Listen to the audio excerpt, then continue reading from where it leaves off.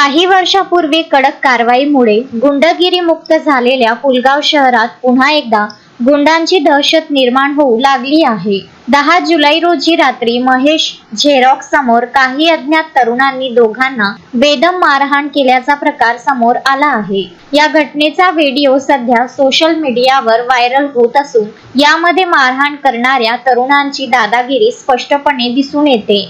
दहशतीचे वातावरण निर्माण करण्याच्या उद्देशानेच ही मारहाण करण्यात आल्याचे बोलले जात आहे। विशेष म्हणजे घटनास्थळी उपस्थित असलेल्या नागरिकांनी भीतीपोटी मध्ये पडणे टाळले। या घटनेमुळे आता शहरातील कायदा व सुव्यवस्थेवर प्रश्नचिन्ह निर्माण झाले असून पुन्हा डोके वर काढणाऱ्या गुंडगिरीला आळा घालण्यासाठी पोलीस प्रशासनाने कठोर कारवाई करावी अशी मागणी नागरिक करीत आहेत। जर पुलगावमध्ये अशा प्रकारच्या घटना पुन्हा घडल्या तर पुलगावामध्ये पोलीस प्रशासन आहे की नाही याने काही फरक पडणार नाही अशी चर्चा सामान्य नागरिकांमध्ये सुरू आहे। अश्विन शहा, विदर्भ न्यूज, पुलगाव।